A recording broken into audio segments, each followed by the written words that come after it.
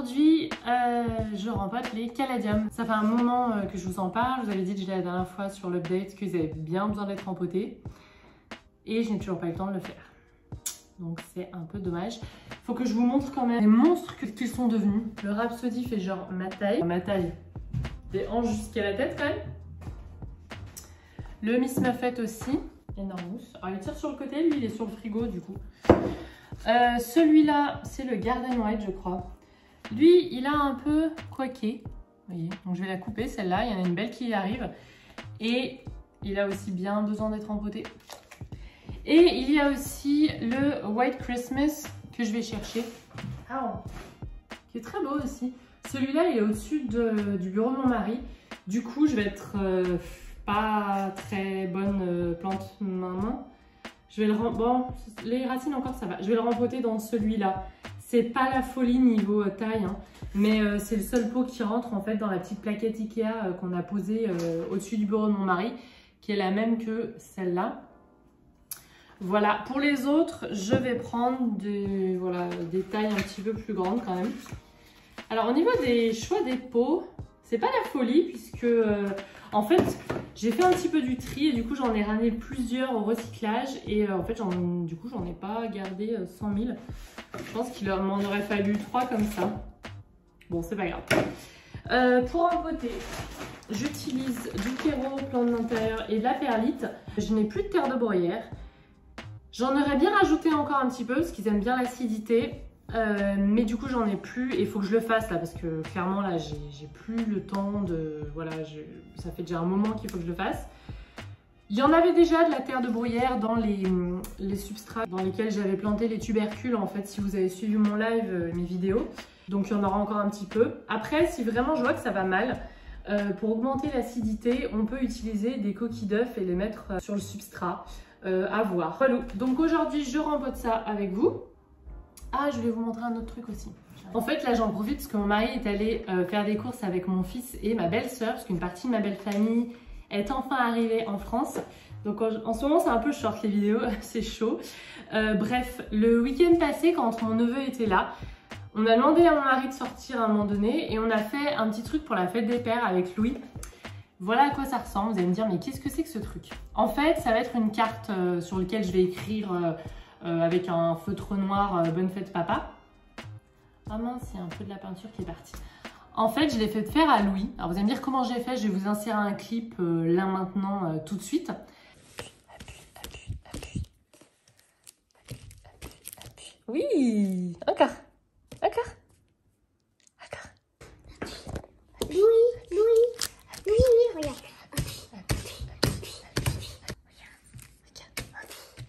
Regarde. Voilà.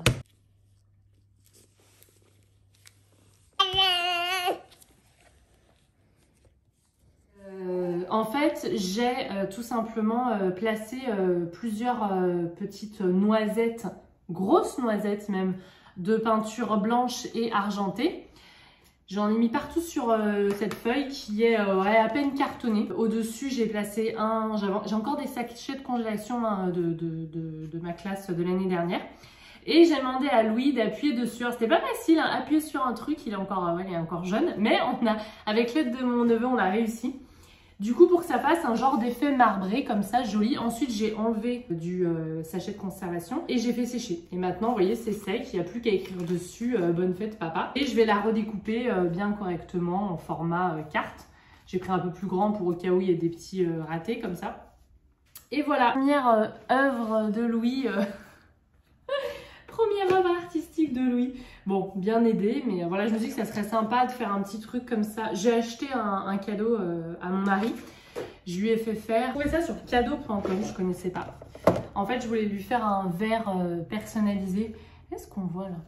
Il y a écrit mon papa depuis 2020, Louis et Marion. Voilà, tout simplement. Un verre à bière personnalisé parce que j'ai cassé le sien. Et puis, je me suis dit que ça serait sympa comme cadeau de première fête des pères. Donc... Quand la vidéo sera sortie, de toute façon, je dirais pas la regarder pendant 24 heures. En ce moment, il n'a pas tellement de temps de regarder une vidéo, donc ça va. Et voilà une petite carte personnalisée avec que Louis a fait. Je dis que ça serait sympa. Oh, regardez ce que j'ai trouvé à Louis. Non, mais c'est pas trop chaud. Donc voilà, aujourd'hui, je dois faire ça pendant qu'il n'est pas là. Je pensais que mes allergies allaient me laisser tranquille juste le temps du clip, mais non. Et donc c'est parti pour le rempotage. Ah oui, alors pour rappel, ces énormes tubercules viennent de la boutique Bulbe Bizarre qui me les a envoyés et ils sont énormes. Je vais rempoter mon Rhapsody en premier. Lui, ça fait un moment qu'il en a besoin hein, avant que les feuilles fassent cette taille. Oh là là. La honte. J'ai envie de le mettre dans un grand pot. Qui sont un peu peinards quoi.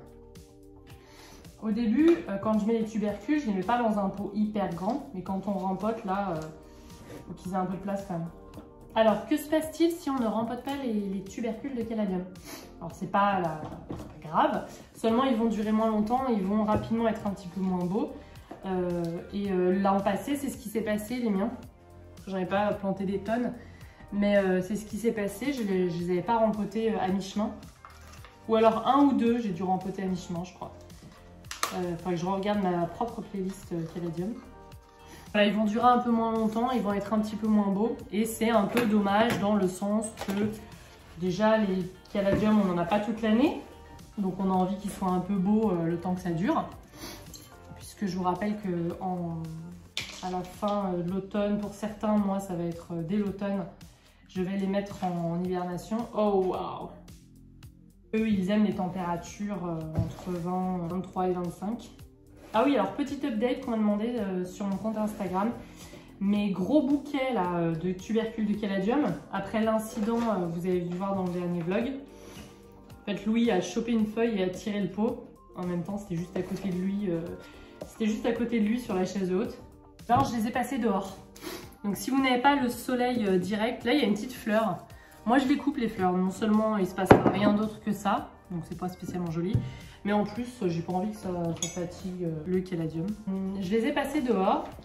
Ils sont en plein nord. J'ai bien besoin lui aussi. Mon balcon est plein nord pour rappel, donc ils ne seront pas brûlés par le soleil. Et il fait suffisamment chaud et doux en ce moment, même la nuit, pour les passer dehors. Je regarde beaucoup les chaînes américaines, je vous en parle souvent.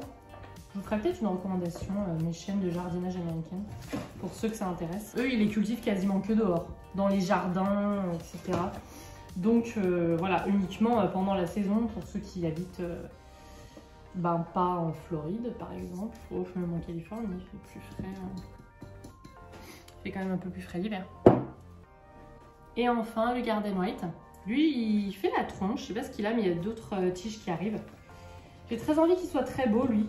Ah ouais, la racine soit un petit peu moins... Donc je vais rajouter de la perlite, parce que j'ai l'impression que ça ne draine pas là.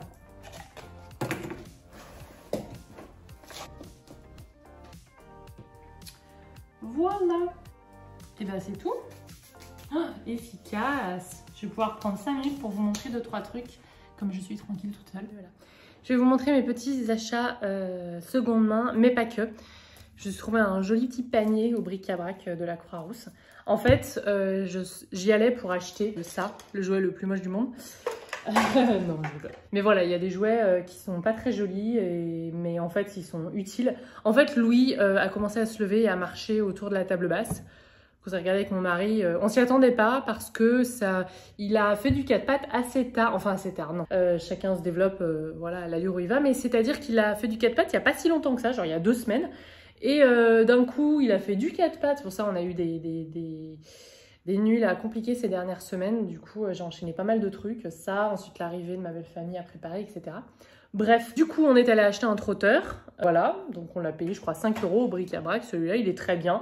Alors, il manque le téléphone là, mais sinon le reste fonctionne, du coup je vais l'arrêter. J'ai pu le nettoyer en enlevant les piles, etc. Voilà, ça ira très bien. J'ai aussi récupéré chez ma soeur des petits chaussons en fait qui glissaient, pas sur le parquet mais sur le carrelage, ils glissaient dans la cuisine. Et en fait, ça lui a fait des ampoules, je pense qu'elles sont trop petites.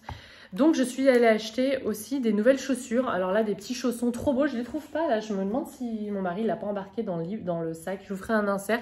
Trop choupi. En fait, quand vous achetez des chaussures pour les enfants, en fait, le coup de pied de chaque enfant est différent et ils vont faire leurs chaussures, même si c'est mieux qu'ils marchent pieds nus dès qu'ils peuvent. Mais voilà, quand on sort ou quand il est sur le carrelage, ça devient dangereux. Donc je lui mets de temps en temps les petits chaussons. C'est bien d'acheter neuf ça, parce que voilà, c'est quand même pour la voûte plantaire qui est encore pas finie, c'est quand même assez important. Donc j'en ai acheté des neufs, des petits chaussons trop choupis avec des petits lions dessus. Je voulais acheter des chaussures ouvertes pour l'été et en fait il a un coup de pied trop fort, il n'y a rien qui allait. Donc si vous avez des marques de chaussures pour enfants avec des coups de pied assez forts, dites-moi. Et ça j'ai acheté d'autres petits paniers encore, voilà, j'aime trop ça, j'en mets de partout. Et j'ai aussi reçu la dernière box Oh My Baby. Je me demande si j'ai encore un code promo, je leur demanderai, je sais pas du tout. C'est pas du tout un code affilié mais ils m'en avaient donné un la dernière fois. Ils ont proposé de m'envoyer la box 9-10 mois, mais j'avais déjà pas mal de jouets qui ressemblaient. Et donc, ils m'ont envoyé la box 11-12 mois. Il y a eu encore des petits jeux trop choupis, genre cette petite tour trop magnifique. Ou bien ce petit jeu, je ne trouve pas, je vous le mettrai à l'écran, trop beau. Avec d'autres jeux aussi que j'ai pas encore sortis du coup, parce que c'est là pour le coup, je pense que c'est bien pour 11-12 mois et il en a que 9. Mais voilà, je voulais reparler de cette box parce que vraiment je l'aime trop. On m'a posé des questions sur Instagram à propos. C'est une box de jouets, on n'est pas obligé de s'abonner, on peut acheter par exemple la box 11-12 mois à offrir. Et je trouve que c'est bien pour les premiers parents, on ne sait pas toujours quoi leur donner, on n'a pas énormément de jeux, enfin là on en a beaucoup plus, qu'on va au bric-à-brac souvent, mais on n'a pas un stock d'un premier enfant par exemple. Dans chaque box, il y a un petit descriptif en fait de niveau de développement de l'enfant à 11-12 mois, enfin à chaque âge. La toute première box que j'ai reçue, c'était 3-4 mois je crois, et elle était bien, il y avait des choses vraiment adaptées, je vous avais déjà fait un petit topo dessus en vlog, donc voilà, je voulais vous le remontrer. Là par exemple, il n'y a pas que des jouets en bois, hein, il y a des trucs aussi super sympas. La toupie, par exemple, il s'en sert encore parce que je la ventouse au sol et il arrive bien à la faire tourner comme ça, il adore. Mais ça, typiquement, à 4 mois, je m'en suis aussi servi. C'était dans la box 4-5 mois, je crois. En fait, je le mettais au sol, je faisais tourner et c'est à ce moment-là que il a commencé à faire du tummy time. À se mettre un petit peu sur le ventre quand il était bébé, il aimait pas trop ça et en fait quand je le mettais sur le ventre et que je mettais ça devant, et ben là il restait, il commençait à soulever sa tête et ça pour les bébés de 3-4 mois c'est une étape on va dire importante. Je rappelle que la tête fait 10% de leur poids, elle est hyper lourde, c'est hyper lourd à soulever quand on est bébé, c'est une étape importante et du coup ça nous sert encore en fait finalement et il l'adore, maintenant il arrive à faire tourner. Donc voilà pour aujourd'hui et je suis en sueur donc je vais aller rebaisser les volets parce que je les avais ouverts rien que pour vous. J'ai eu beaucoup de questions là aussi sur Instagram. Comment tu fais avec les volets baissés pendant l'été pour les plantes? Ça craint un petit peu. Moi aussi, je suis obligée de les baisser, sinon il fait hyper chaud. Je vous remets le lien de ma vidéo plantes en été avec mes solutions quand on part en vacances en été ou simplement quand c'est la canicule et qu'on ne sait pas trop comment gérer les plantes parce que c'est compliqué. L'été et l'hiver, même si c'est diamétralement opposé, c'est des gestions un petit peu particulières de plantes. Donc je vous remets cette vidéo voilà, que j'avais fait l'an dernier et qui est toujours d'actualité. En tout cas, moi, c'est des conseils c'est des conseils que je vous donne, des choses qui m'ont bien servi. Voilà.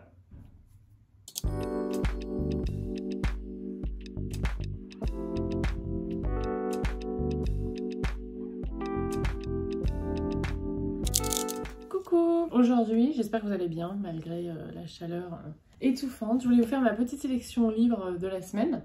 En fait, ma belle famille est là et elle m'a apporté un cadeau d'anniversaire que j'ai demandé en fait à mon mari pour mon anniversaire et qui se trouve pour le moment surtout aux États-Unis puisque c'est un livre, c'est une autrice américaine dont je vous parle souvent. Du coup, ils sont arrivés, ils m'ont donné et je commence à le dévorer et il est juste magnifique.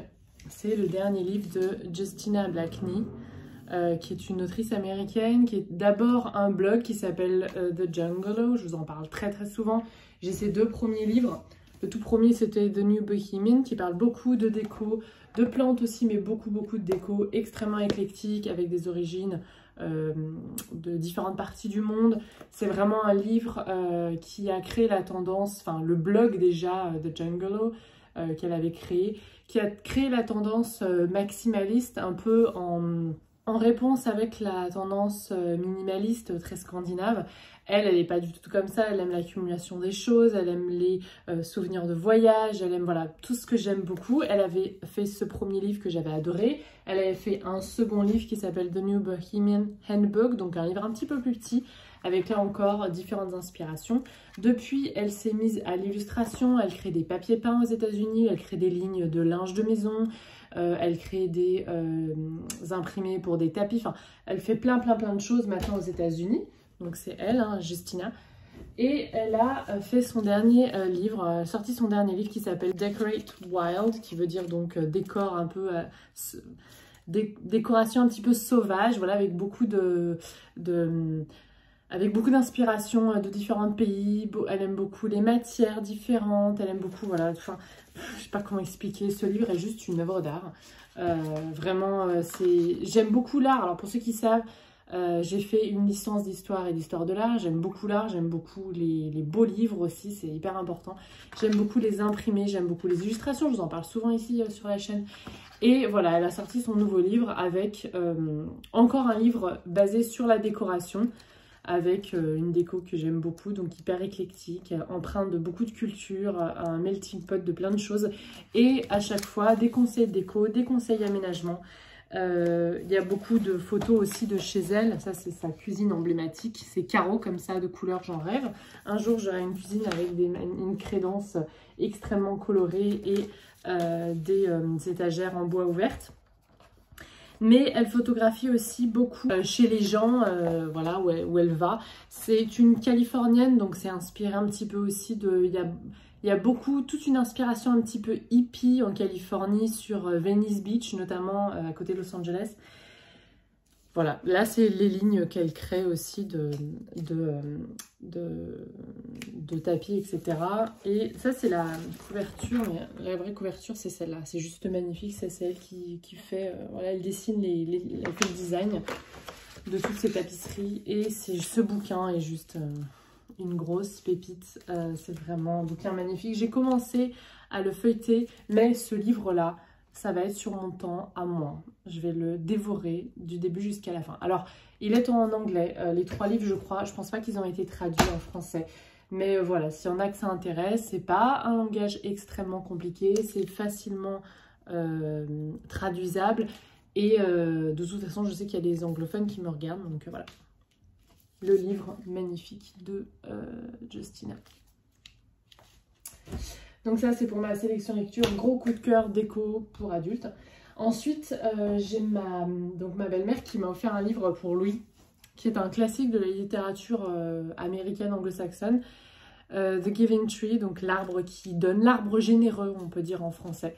C'est un grand classique. Toutes les professeurs lisent ce livre à leurs élèves. C'est l'histoire d'une relation entre un arbre et un petit garçon qui devient grand au fil des années. Et du coup, c'est un arbre qui donne beaucoup à cet enfant au début de sa jeunesse, beaucoup de joie, beaucoup d'occupation, beaucoup de jeux, enfin d'endroits pour jouer. Et au fur et à mesure qu'il grandit, ses besoins à ce petit garçon évoluent, qui devient un homme, puis ensuite un adulte, puis ensuite un jeune homme, un adulte, et puis ensuite un vieillard. Et cet arbre va lui fournir, va faire évoluer un petit peu ses besoins, essayer de lui donner un petit peu tout ce qu'il a. C'est un livre à la fois philosophique sur la vie, sur la relation d'amitié entre une personne, entre un petit garçon et cet arbre qui finalement est un petit peu personnifié dans le livre, puisqu'il lui parle, il lui donne des choses. C'est un livre à la fois philosophique sur le sens de la vie et ce que la nature aussi peut nous offrir. Et l'évolution au fur et à mesure de l'âge de la vie. Je sais pas trop comment l'expliquer. Je me demande s'il a été traduit en français. Si c'est le cas, je vous l'écrirai. C'est vraiment un classique à avoir dans sa bibliothèque, je trouve, littérature de jeunesse ou pas, parce que franchement, c'est un petit peu comme Le Petit Prince, quoi. C'est le genre de livre, qu'on soit enfant ou adulte, il faut l'avoir lu, un petit peu étudié, réfléchi dessus, enfin à mon sens. Donc voilà pour ma petite sélection lecture de cette semaine. De gros coups de cœur, et celui-là je l'attendais comme le Messie, c'est le cas de le dire. C'est un petit peu mon idole, mon Messie, cette nana. Vraiment, si vous êtes comme moi, que vous aimez la déco un petit peu différente que ce qu'on voit beaucoup depuis des dizaines d'années, qui est vraiment plutôt voilà, scandinave, épuré, etc. Vous aimez les belles inspirations, les belles photos, la couleur, le travail de l'artisanat aussi, parce que quand on regarde une tapisserie et qu'on essaye... d'explorer un petit peu les inspirations artistiques d'un travail, par exemple d'un tisserand, ben, je sais pas, moi ça me parle beaucoup. Et je sais qu'il y en a à qui ça parle ici, donc voilà, je vous le mettrai en barre d'infos si ça m'intéresse. Je crois qu'on peut le trouver en ligne et livré en France, je ne suis pas sûre. En tout cas, il est sorti le mois dernier, c'est son dernier livre et je suis toujours ravie de soutenir cette nana qui, non seulement est extrêmement talentueuse, qui est une businesswoman maintenant, mais qui en plus me fait beaucoup de bien. En fait, quand je suis son compte Instagram ou son blog, etc., ça fait partie des gens que je suis et qui me font du bien. Quand elle poste un truc, quand je vois une story ou autre, ça me fait du bien, ça me procure de la joie. Et je vous le dis souvent, les réseaux sociaux, c'est ça.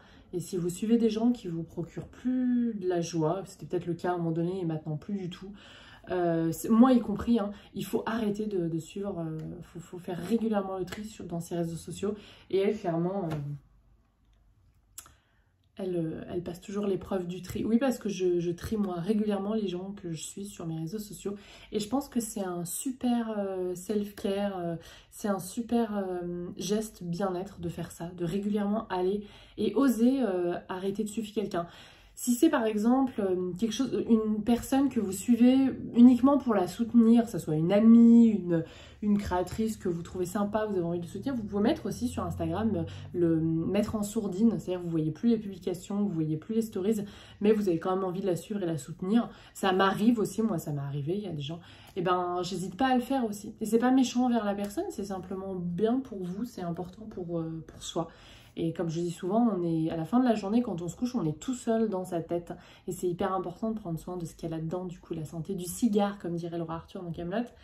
Que j'attends le film, bientôt, bientôt, bientôt. Voilà, c'était ma petite pensée philosophique du jour. J'espère que... Voilà, il me semble que c'était important de le rappeler. Parce que je sais que si vous me suivez sur YouTube, il y en a beaucoup qui sont aussi sur les réseaux sociaux et qui consomment du réseau social régulièrement. Et je pense que c'est important, qu'il faut que ça reste un endroit de divertissement, d'information aussi, parce que moi je suis beaucoup de comptes plantes qui m'apportent en fait des informations, et de bien-être aussi. Ça c'est à mon avis 3 composantes. Comme pour tous les hobbies, les passions, les divertissements qui sont importants. Ça vaut aussi dans ce que vous regardez à la télé, si vous avez de la télé, sur YouTube bien sûr, au cinéma, en série ou autre. Il faut quand même regarder des trucs qui vous font du bien. Des trucs aussi informatifs qui vous ouvrent l'esprit et qui vous apprennent des choses. À mon sens c'est important, mais ça c'est... Voilà, il y a des gens qui toute la journée se triturent le cerveau et qui une fois qu'ils rentrent chez eux, ils ont juste envie d'un truc un petit peu pour se détendre, qui fasse pas trop réfléchir. Et ben votre temps est quand même précieux, misez sur des choses qui vous font du bien parce que votre santé mentale aussi est hyper précieuse. Voilà. Pourquoi je suis partie là-dedans? C'était juste ma sélection livre.